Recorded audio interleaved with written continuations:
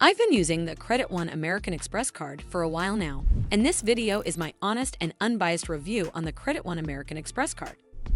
I'll cover all the main points, from key features to risks and considerations. So by the end of this video, you'll have a better understanding of the Credit One American Express card.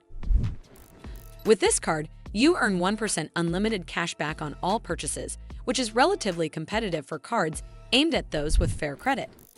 Moreover, it provides valuable perks such as free access to your Experian credit score, retail protection for purchases within 90 days, and access to American Express offers, which include exclusive deals on dining, travel, and entertainment. However, there are some drawbacks. For instance, it has an annual fee of $39, and the 1% cashback rate is modest compared to other no annual fee cards that offer higher rewards. Additionally, the card also has a high APR of 29.24%, so carrying a balance could quickly become costly.